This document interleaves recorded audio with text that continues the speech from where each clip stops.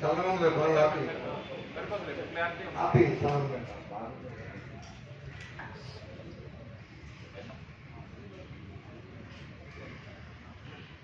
రోజున బుధవారం నాడు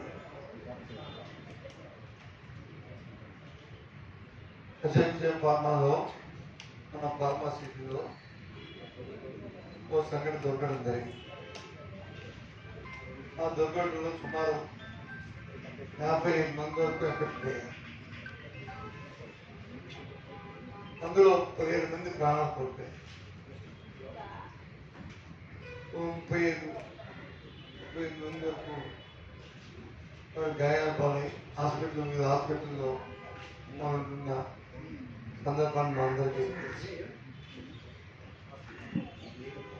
ఎంతో బాధాకరమైన సంఘటన మన ప్రాంతంలో. ఇంత పెద్ద ఎత్తున ప్రాణాలు జరిగిన సంఘటన ముందు ఎప్పుడు జరగలేదు. నందిపాలెంలో జరిగింది కానీ అందులో 12 మంది వరకు, తర్వాత మళ్ళీ ఇంకో 15 వరకు ఆ రోజు సరిపోతుంది. కానీ ఈరోజు 17. ఆ సంఘటన పట్ల రోజున మా పార్టీ అధ్యక్షుడు జగన్మోహన్ రెడ్డి గారు వచ్చి ఎవరైతే హాస్పిటల్లో ఉన్న గాయపాలైన ఉన్నారో వాళ్ళందరినీ కూడా వారితో పాటు మీ అందరం కూడా వెళ్ళి వాళ్ళని పలకరించి వాస్తు విషయాలు తెలుసుకొని తదుప ఆయన వెళ్తూ పార్టీ తరఫున ఎవరైతే చనిపోయిన కుటుంబాలు ఉన్నాయో ఆ కుటుంబాలకి ప్రకార సాగుని తెలియజేయడమే కాకుండా వారికి ఒక్కొక్క కుటుంబానికి వారందరికీ కూడా ఒక్కొక్కరికి ₹1,00,000 ఆర్థిక సాయం చేయాలని పార్టీ నిర్ణయించింది. ఇవన్నింటినీ కూడా మా పార్టీ ఆయా ప్రాంతాల్లో ఉన్న మా పార్టీ నాయకులు పెద్దలు ప్రత్యక్షంగా వెళ్ళి వారికి ప్రత్యేకంగా కలిసి మరి జగన్మోహన్ రెడ్డి గారి తాలూకా మాటగా వాళ్ళకి చెప్పి వాళ్ళకందరికీ మా సానుభూతి తెలియజేసి వారికి ఆర్థిక సాయం మా చేతిలో ఇవ్వాలనేది పార్టీ నిర్ణయాన్ని మీ ద్వారా తెలియజేస్తున్నాం. ఆ నేపథ్యంలో నేను రోజున మరి జగన్మోహన్ రెడ్డి గారు మా నాయకులు మా అధ్యక్షులు వచ్చి వాళ్ళు చూసిన తర్వాత వాస్తవ విషయాలు ఆ సర్కారు నుంచి వాళ్ళ నోటానికి విన్న తర్వాత మరి ఎంతో పత్రికా సమావేశంలో పత్రికా సోదరులు అడిగిన ప్రశ్నలకి నేపథ్యంలో జరిగిన సంఘటనల్ని జరిగిన విషయంలో మీద వారి స్పందన కూడా ఆయన తెలియజేయడం జరిగింది. పరిశ్రమగా వ్యతిరేకం కాదు. ఆ ఫార్మాసిటీని ఏర్పాటు చేసిందే స్వర్గీయ రాజశేఖర రెడ్డి గారి హయాంలో నేను ఇండస్ట్రీగా మినిస్టర్గా ఉన్నప్పుడే ఆ ఫార్మాసిటీని ఏర్పాటు చేసింది. పరిశ్రమలు రావాలి, అభివృద్ధి చెందాలి, అదే ఎంప్లాయ్మెంట్ రావాలనే ఆలోచనతోనే ఆ కార్యక్రమాన్ని చేసింది. కానీ తర్వాత జరుగుతున్న ప్రభుత్వాలు వచ్చి వాటిలో ఏదైనా ఒక సంఘటన జరిగితే ఆ సంఘటన పట్ల మళ్ళీ పునరావృతం అవ్వకుండా ఏమీ చర్యలు తీసుకోవాలి, ఒక జరిగిన సంఘటన వెంటనే ఇమీడియట్ వాళ్ళకి ఏ విధంగా వాళ్ళకి సూచన కలిగించాలి,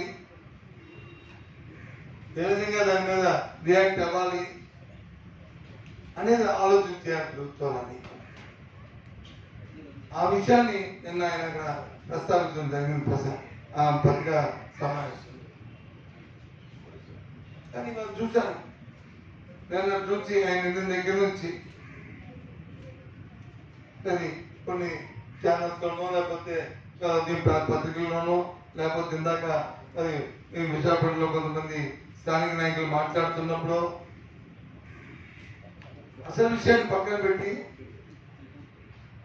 ఏదో మాట్లాడుతున్నాను, ఇష్టారాజ్యంగా మాట్లాడుతున్నాను. ఒక విషయాన్ని గుర్తుంచుకోవాలి, ఇవాళ ప్రభుత్వంలో వ్యక్తులు మాట్లాడితే వాళ్ళ ప్రభుత్వంలో బాధ్యతగా మాట్లాడాలి, బాధ్యతతో మాట్లాడాలి. సంఘటన జరిగింది బుధవారం నాడు మధ్యాహ్నం 2 గంటలకు జరిగింది. మర్నాడు ఉదయం వచ్చి ఆ రాత్రి చనిపోయిన వాళ్ళు తీసుకొచ్చి కేజీఎస్ లో వాళ్ళందరినీ కూడా తీసుకొచ్చారు ఉన్నారు.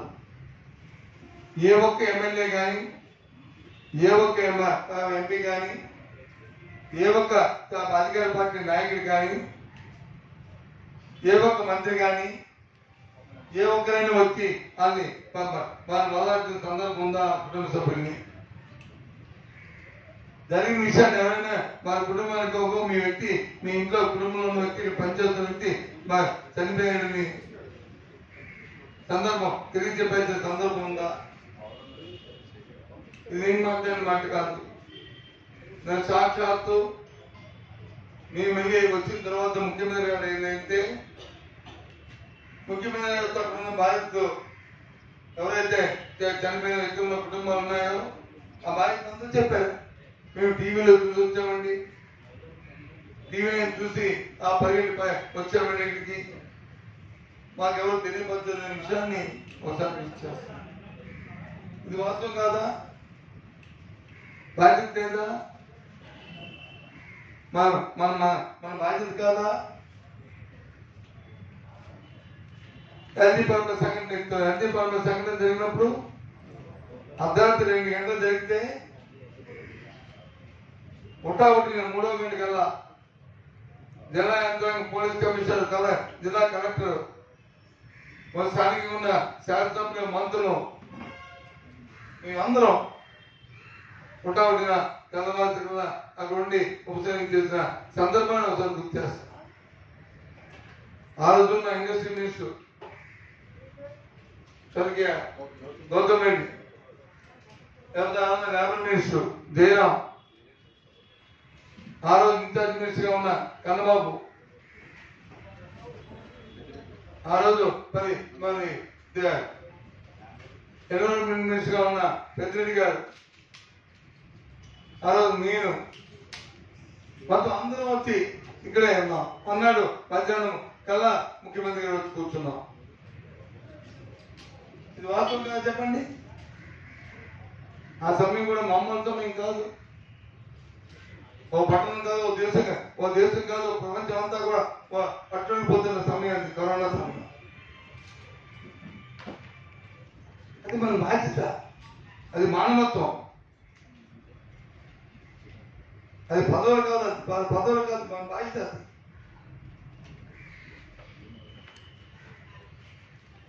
అయిపోయి ఇవాళ తిరిగి రాజకీయ భాష మాట్లాడుతూ,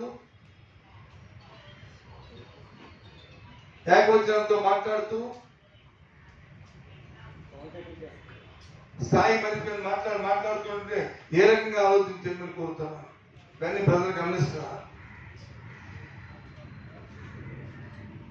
మేమంటుంది ఏంటి?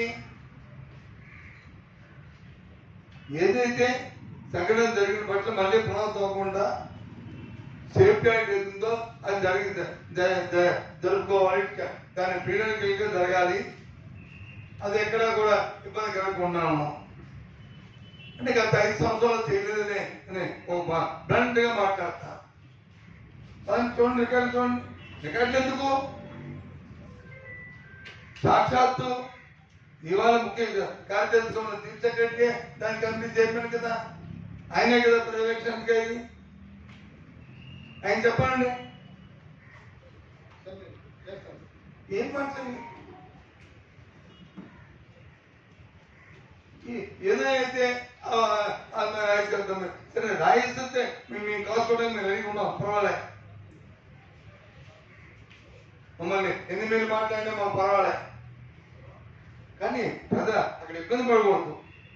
మీ బాధ్యత మర్చిపోకండి. మీ బాధ్యతను గుర్తెరిగి బాధ్యతను తెలుస్తూ మా మీద రాళ్ళు విసరండి, లేకపోతే మీ బుద్ధండి, మాకు అభ్యంతరం లేదు. ఇది అగ్రిమెంట్లో మా అందరి కదా బాధ్యత ప్రజలు. అంటే అది విస్మరించి ఏంటి కార్యక్రమం? ఏమంటే ముఖ్యమంత్రి గారు వచ్చారని చెప్తాను. ముఖ్యమంత్రి గారు వచ్చారు, సంతోషం. ఎప్పుడు వచ్చారు? ఆయన తూర్పు పక్కన ఉందో చూడండి. ముఖ్యమంత్రి తూర్పు పక్కనంలో ఏది మా కేజీకి వచ్చి పెద్దగా చూస్తారని చెప్పి ఏమన్నా ఉందని చెప్పండి. ఎప్పుడైతే మేము వెళ్ళామో, మేము డిమాండ్ చేశామో, అక్కడ రాలేదని చెప్పి అన్నారు, ఆయన మార్చుకున్నారు. దాని మధ్య అప్పుడు మరి అంతవరకు ఇక్కడ ఉన్న స్థానిక నాయకత్వాలు ఏమయ్యాయి, స్థానిక మంత్రులు ఏమయ్యారు? వాళ్ళేం చేస్తారు? ఎక్కడున్నారు ఇండస్ట్రీ మినిస్టర్, ఎక్కడున్నారు లేబర్ మినిస్టర్, ఎక్కడున్నారు ఎన్విరాన్మెంట్ మినిస్టర్? వాళ్ళ ప్రభుత్వం భాగస్వాములు కాదా? వాళ్ళకి బాధ్యత లేదా?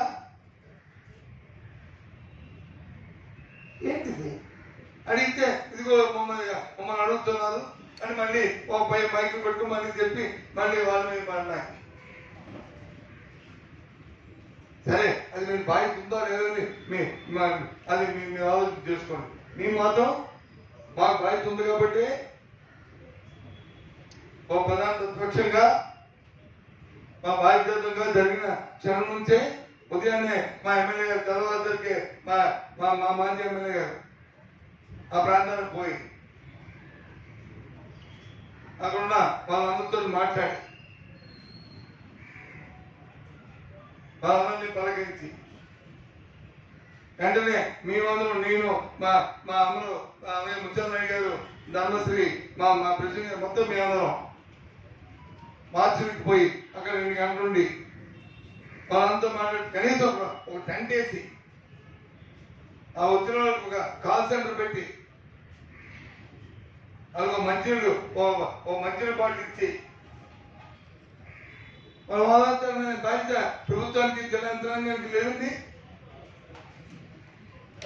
ఏం చేస్తుంది జిల్లా యంత్రాంగం? ఎందుకంటే యథా రాజా తదా ప్రజ. నాయకత్వం ఎంతసేపు ఎదురుమడి మీద విమర్శలు కాదు, మన బాధ్యత ముందు గుర్తెరిగి తర్వాత ఎదురుమడి మాట్లాడాలి. ఏం చేశారు? అడిగితే మళ్ళీ తిరిగంటారు. ఎన్జీ పరమేశ్వర నుంచి కంపెనీ ఎన్జీ పరమేశ్వర చూడండి ఏం చేసాము. ₹1 కోటి వచ్చి మేము వచ్చి ఏం చెప్పారన్నా, ఎందుకు ధర్నా చేస్తున్నారు? ₹1 కోటి వచ్చి ప్రకటించిన ప్రభుత్వం ₹1 కోటి అందరికి ఇవ్వాలి. దాంతోపాటు మేము ఇంత ముందు ఇచ్చిన ప్రయాణం కంటే ఎవరైతే ఇంజూర్ పర్సన్ ఉన్నారో, సీరియస్ ఇంజూర్ కానీ ఇంజూర్ వాళ్ళకి ఇచ్చే పారితోషికం ఎక్కువ ఇవ్వాలని డిమాండ్ చేస్తూ అది అందరి పక్షంలో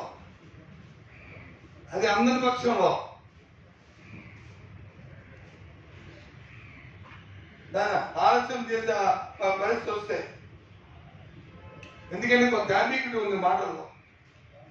ఆ రోజు ప్రభుత్వం ఏం చేద్దాం, ₹1 కోటి ప్రకటించడమే కాకుండా వెంటనే ప్రభుత్వం నుంచి 30 కోట్లు రిలీజ్ చేసి ఆ డబ్బులు వచ్చి ముందు ఇచ్చి తర్వాత ఫ్యాక్టరీ దగ్గర నుంచి, యాజమాన్యం దగ్గర నుంచి దాన్ని రీఎంబర్స్మెంట్ పెట్టాం.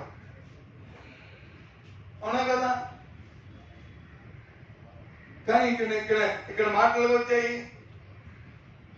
ఫ్యాక్టరీ వచ్చి ఫ్యాక్టరీతో ఇప్పిస్తాం డబ్బులు అని చెప్పారు. ఓకే, సంతోషం కాదని. కానీ మళ్ళీ రెండో మాట ఏం చెప్పారు, ఫ్యాక్టరీలో ఎక్కడ కనిపించింది అని చెప్పారు. ఏ ప్రభుత్వాలు ఫ్యాక్టరీ వాడు కనిపించింది అనే మాటని మాట్లాడతామండి. కనిపించబడి వెనక పట్టుకుని ఎక్కడున్నా ప్రపంచం ఎక్కడున్నా తీసుకొస్తాం. ఇది ప్రభుత్వాలు ప్రజాస్వామ్యం. ప్రభుత్వం అంటే ప్రైవేట్ వ్యవస్థ కాదు. తీసుకొచ్చి కూర్చోబెట్టి ప్రభుత్వంతో చట్ట ప్రకారం ఏముందో అవన్నీ కార్యక్రమాలు చేయిస్తాం. అందుకో ఆ అంబికుడు ఉంది కాబట్టి, ఆ భాషలో నుంచి ద్వంద్వార్థాలు ఉన్నాయి కాబట్టి జగన్మోహన్ రెడ్డి గారి మాటలు మనసు వచ్చింది. ఆలస్యమైతే ఆ క్షతగాజు పట్ల మా తాలూకు బాధ్యత. ఆ నేపథ్యంలో ఆయన చెప్పారు, ఏంటో ఇష్టార్థంగా మాట్లాడుతుంటే మీరే మాట్లాడలేదు. ఇప్పుడు నేను మాట్లాడింది మీదేనే నా సొంతగా ఉందా చెప్పండి. చెప్పింది వాళ్ళే, మళ్ళీ వాళ్ళే, ఇది చేసింది వాళ్ళే, మళ్ళీ వచ్చి చెప్తారు. ఆ రోజు ప్రెస్ మీట్ చెప్పింది ఏం చెప్పారు చెప్పండి. ఎక్కడ మా కేజీలో మీ అందరూ ఉన్నప్పుడు ఎవరైతే ఐడెంటిఫై ఉంటో ఐడెంటిఫై లేనప్పుడు వాళ్ళు దగ్గర చెప్పాలంటే తెలియదనుకుంటే పడుతుంది. కానీ ఆ నమ్మకం కుదిరించాలి, ఆ ప్రొసీడింగ్ ఇవ్వాలి. దాంతోపాటు ఎవరైతే గాయాలయ్యో హాస్పిటల్స్ ఎక్కడ మన ఉషాప్రేమ హాస్పిటల్లో ఉన్నవాళ్ళు కానీ, మెడికవర్ ఉన్నవాళ్ళు కానీ, లేదా కిమ్స్లో ఉన్నవాళ్ళు కానీ, లేదా పవన్ లో ఉన్నవాళ్ళు కానీ, వాళ్ళకి ఏదైతే ప్రభుత్వం ప్రకటించిందో ఆ ప్రకటించిన దాన్ని వాళ్ళని నమ్మకం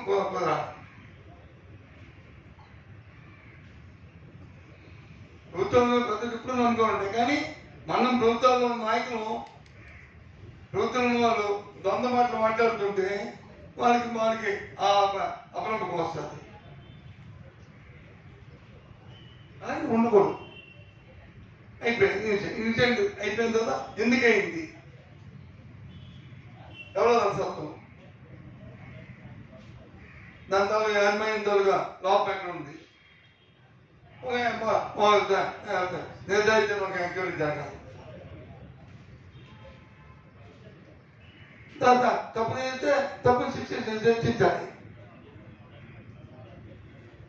అంటే అది ఏ ప్రభుత్వానికి చేస్తుంది, అది చేయమని అడిగాము. ఎంత యాక్టివ్గా ఉండాలండి మీకు అందరికీ మీకు ఐడియా ఉంటుంది.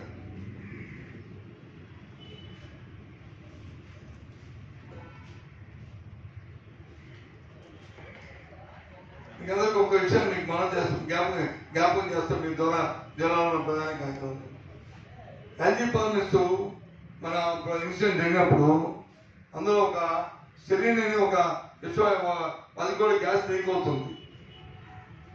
గ్యాస్ లీక్ అవుతుంటే మేము అందరం ఉన్నాం.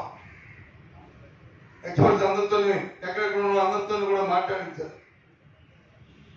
మాట్లాడిన తర్వాత వచ్చి వాళ్ళు ఏం చెప్పారంటే అది ఎక్కువగా తీసేస్తే దానివల్ల విశ్వాసం వస్తుంది, ప్రాణాలు ఉంటాయని చెప్పారు. చెప్తే ఏం చేశాను వెంటనే ఓ 2 షిప్పుల్లో నుంచి లోడ్ చేయించి సముద్ర గర్భాన్ని తీసుకుపోయి అక్కడ వచ్చి వాటి నుంచి స్టాండ్ బై పెట్టి అవసరమైతే అది అక్కడే చెప్పి పెట్టి యాజమాన్యానికి వచ్చి వాళ్ళు ఎక్కడో పాలనలో ఉంటే వాళ్ళకి చెప్పి దాన్ని మీరు ఇమీడియట్ అక్కడే చెక్ చేసుకుంటారా లేకపోతే అక్కడే దాన్ని భాష చెప్తారని చెప్పిన సందర్భం అవసరం గుర్తు చేస్తున్నా.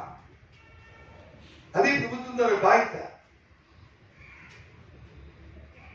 అది నాయకత్వం ద్వారా లక్షణం. చెప్పండి మీ పత్రికా సొంతం అవునా కాదో? ఆ 48 గంటలు ఆ 62 గంటలు నేను కూడా ఉన్నాను కదా ఇక్కడే. క్షణం ఒక పక్క అధికారులు, ఒక పక్క మేము, ఒక పక్క నిపుణులతో ఎక్స్పర్ట్తో మాట్లాడుకొని ఏ రకమైన చర్యలు తీసామో 15,000 మంది ఆపరేట్ ఎంతమంది 55 మందికి ఇబ్బంది అయింది. నిన్న పాపం ఇబ్బంది పడ్డారు. చాలా బాధాకరంగా 15 మంది అందులో వెళ్ళిపోతే ఎక్కడెక్కడ సిబ్బంది పెట్టాం. కంటిన్యూస్గా 15 రోజులు ఏ ఒక్కరికి వచ్చిన ఇబ్బంది లేకుండా అందరికి కూడా సాగాం.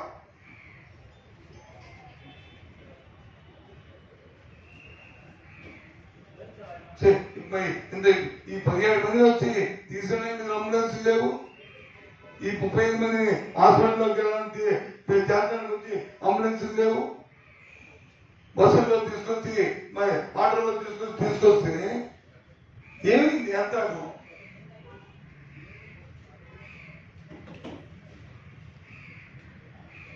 మీకున్న బాధ్యత ఏమైంది? నిరంతరానికి నాయకులు చెప్పే నాయకుడికి అనుకూల నాయకులు అవ్వాలి. నాయకుల గురించి అనుభవం నాయకులు మీ అందరూ కూడా మాటల్లో మళ్ళీ పెంచు. అందుకే చెప్పిందని కారణం అంటే ఏదో వాళ్ళు దాన్ని వాళ్ళు మాత్రమే విమర్శించడానికి మేము పెట్టలే. వాస్తవ విషయాలు ఎందుకంటే ఎక్కువగా ఎంతో ఆపండి. చూస్తే బయట చూసే వాళ్ళు వచ్చి అసహించుకుంటున్నారు. ఇక్కడ ప్రాణాలు పోయి ఇబ్బంది పడి ఉంటే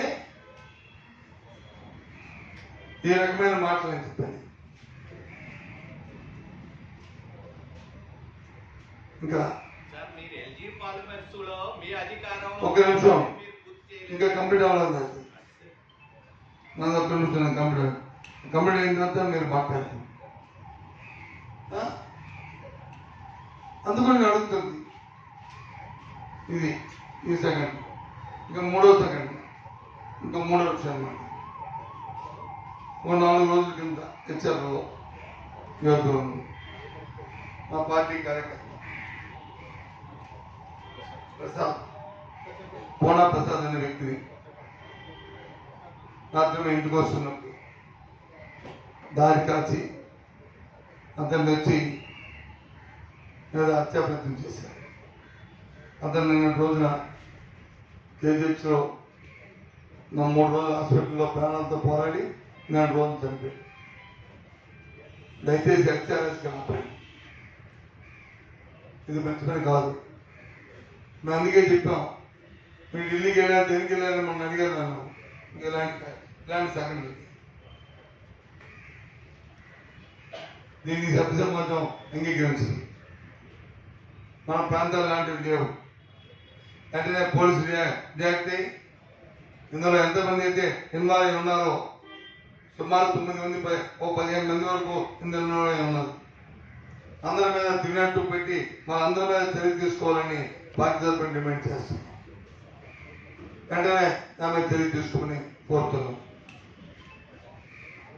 కూడా ప్రాణాన్ని తీసిన అమ్మ మా అందరినీ కూడా చిన్న కురాడు 27 సంవత్సరాలు యంగ్ బాయ్, అతని మీద ఇది చాలా దారుణం. ఇది జరగడం చాలా బాధకరం. అది కోరుతున్నాం. మా పార్టీ అనౌన్స్ చేసింది, మీ ముందు అనౌన్స్ చేస్తామో మా నాయకుడు పెద్ద మనసుతో ఒక్కొక్కరికి 5 లక్షల రూపాయలని చనిపోయిన కుటుంబానికి ఇచ్చి వాళ్ళు ఆదుకోవాలని, వాళ్ళకి సానుభూతి తెలియజేయడానికి, వాళ్ళకి ఇంటిని బాధాల్సి వాళ్ళకి ఇవ్వాలని, అలాగే ఎవరికైతే ఇంజూర్డ్ అయ్యారో వారికి ఒక్కొక్కరికి 1 లక్ష రూపాయలు ప్రత్యక్షంగా ఇవ్వాలని తీసుకెళ్ళి అక్కడ స్థానిక నాయకత్వాలు పెద్దలు ఇవ్వాలనేది నిర్ణయించాం. ఆ విషయాన్ని కూడా మీ ద్వారా వాళ్ళందరూ తెలియజేస్తాం. మేము కూడా ప్రత్యక్షంగా వారికి మాకు కూడా తెలియజేస్తాం. ఇప్పుడు చెప్పండి, ఏంటి మీ డౌట్లు?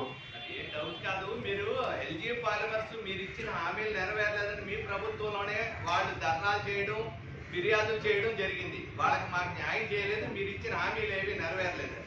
మీరు అది మర్చిపోయి ఇప్పుడే నేనేమి మర్చిపోలేదు. నేను మర్చిపోయారని వాళ్ళంటున్నారా మీరంటున్నారా? అదే రాజకీయాలు ఇస్తున్నాను. మీరంటున్నారా వాళ్ళన్నారా? ఎవరు వాళ్ళంటే ఎవరు?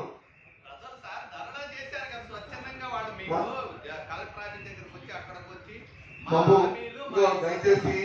దయచేసి పత్రికా సమాచారం అన్నప్పుడు ఒక గౌరవ సాంప్రదాయపరంగా ఉండాలి. మీకు తెలియదని కాదు. ఏదైనా మీరు చెప్పినప్పుడు నేను అలాగైతే ఎంత ఇష్యూ ఎంత చెప్తున్నానో అలాగే పలానా వాళ్ళు చదగాతుగా ఉన్న ఇబ్బంది పడిన వాళ్ళు వచ్చి ఈ కలగాంత గుర్తయితే అనే విషయం నువ్వు చెప్తే ఇంత డిస్కషన్ ఉండదు, ఎంత లైవ్ అవుతుంది. అది చెప్పండి మరి. అందుకే చెప్పలేదు. నేను అడిగితే చెప్పలేదు. ఎవరు అడిగింది? ఏదైతే ఆ రోజు ఎల్జీ పాలిమర్స్ వల్ల ఇప్పటికీ కూడా ఇంకా స్ట్రగుల్ ఫీల్ అవుతున్నాం అనే బాధ. ఏం స్ట్రగుల్ ఫీల్ అవుతారని ఇప్పుడు ఎల్జీ పాలిమర్స్ స్ట్రగుల్ ఏదైతే ప్రభుత్వం హామీ ఇచ్చిందో హామీ ఇచ్చిన కార్యక్రమం అన్నింటినీ చేశాము. పర్మనెంట్ హాస్పిటల్ స్థితి చేద్దామని పర్మనెంట్ కాకుండా అక్కడ ఉన్న హాస్పిటల్ దాన్ని కన్వర్ట్ చేశాం. సంవత్సరం ఉన్న హాస్పిటల్ని డెడికేటెడ్ గా దీన్ని కన్వర్ట్ చేశాం తప్ప మిగతా అన్ని కార్యక్రమాలు కూడా పూర్తి చేశాం. అది ఇంకోటి చెప్పండి.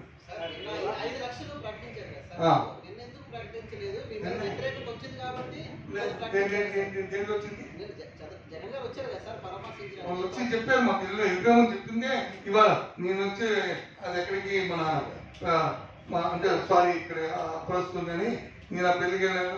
ఇక మా అమ్మలు వచ్చి అనవసరం ఉండదు రేపు వస్తాను నాన్న వచ్చి అనవసరం ఉందని చెప్పి నేను రిక్వెస్ట్ చేశాను. అంతే ఇంకేంటంటే ఏంటంటే బాబు నిన్న చెప్పారు, నేను చెప్పేదే నువ్వు ప్రకటిస్తున్నావు, నేను చెప్పేది ఎందుకు ఆయన మీ పార్టీ మీకు చెప్తుంది కాదండి, మీకు చెప్తుంది కదా. జగన్మోహన్ రెడ్డి గారు వచ్చారన్న ఉద్దేశంతోనే ఎప్పుడో 3 రోజుల తర్వాత ఇస్తామన్న చెక్ బిల్లు అర్ధరాత్రి అది మంచిదే కదా, మంచిదే కదా. దానివల్ల మేము దాన్ని విమర్శిస్తాం. మేము వచ్చాం కాబట్టి ఇచ్చారని దాని మాకు అందరిదే మా కోరిక. జగన్మోహన్ రెడ్డి గారు కూడా ధర్మాన్ని మాట ఎందుకు వచ్చింది చూడంట, ఎందుకు వచ్చింది? 2 సందర్భాలు వచ్చింది. ఒకటి యాజమాన్యంతో తప్పిపోయి యాజమాన్యం బాధ్యత తప్పుకోవడం బాధ్యత అనే మాట ఒకటి. రెండోది వచ్చి యాజమాన్యం మాకు ఎవరు కన్య కనిపించలేదు, ఎవరు రాలేదు, వాళ్ళు ఎక్కడున్నారో మాకు తెలియదు అనే మాట ఒకటి. ఆ రెండో రావడంతోనే మాట వచ్చింది, అందుకు వచ్చింది, అంతేగాని ఇంకెందుకు రాలేదు.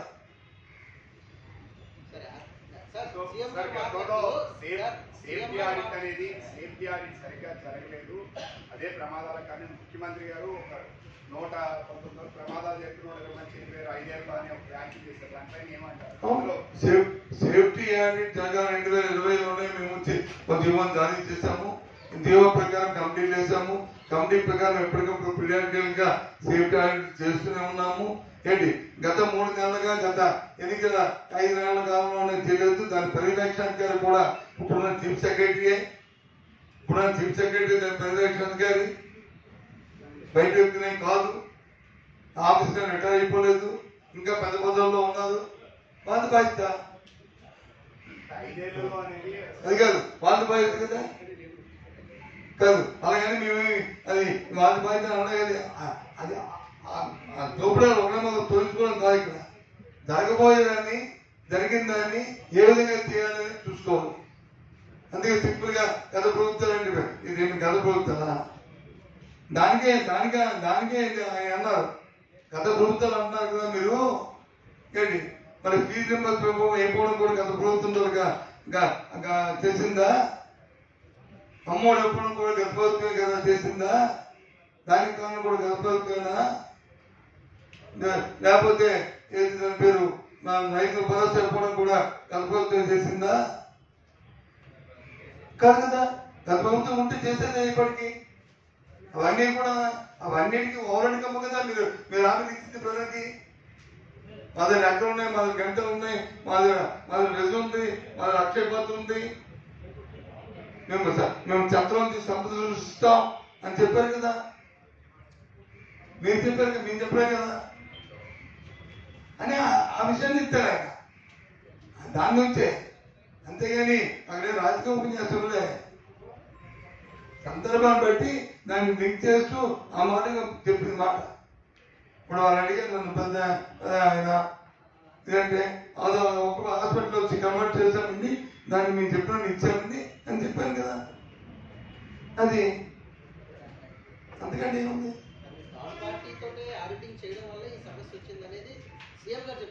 థర్డ్ పార్టీ ఆయన చెప్పలే. థర్డ్ పార్టీతో చేసిన వచ్చే రిపోర్ట్ ని అమలు జరపలేదండి. నాకు అర్థమైంది. థర్డ్ పార్టీతో కానీ అధికారులు ఎవరు చేసిన థర్డ్ పార్టీ చేసిన రిపోర్ట్ ని అమలు జరిపితే సరిపోయేది కదా. అమలు జరపని ఆ పర్యవేక్షణ చేయాలి. మనం చేస్తే ఇచ్చిందే చేసాం, అవుతుంది. సార్ ఘటన జరిగిన తర్వాత అమెరికాలో కంపెనీ ఫోన్ చేస్తే ఫోన్ లిఫ్ట్ చేయలేదు, సాక్షాత్తు హోమ్ మంత్రి అనిత గారు వాపోయారు. దాని కామెంట్ అంటే నేను అంటుంది దాన్ని నేను ఒక రంగాన్ని నేను కామెంట్ చేయదలుచుకోవాలి. ఇప్పుడు అలా కామెంట్ చేయను.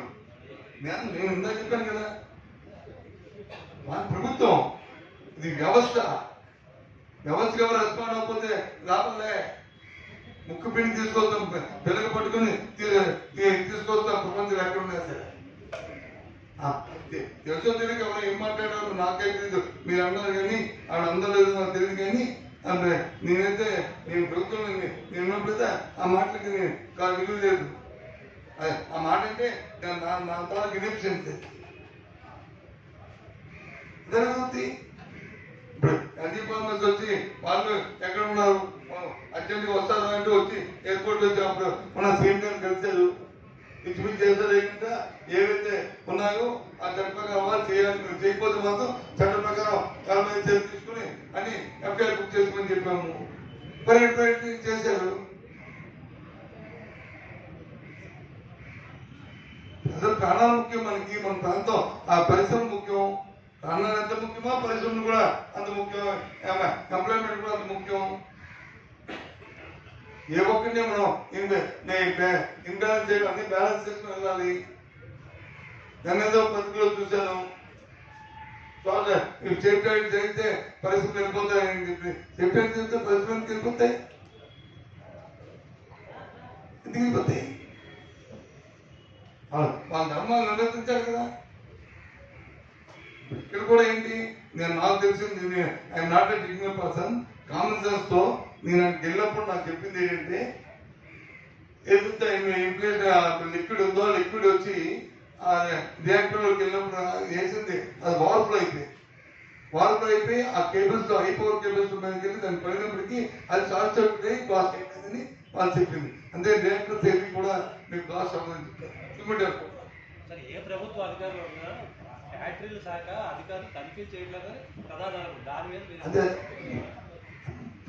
ఏ ఫ్యాక్టరీలు అది ఏ ప్రభుత్వ అధికారులు దాన్ని నోటు చేస్తా ఫైనాన్షియల్ గా వాళ్ళు తనిఖీ చేయాలి.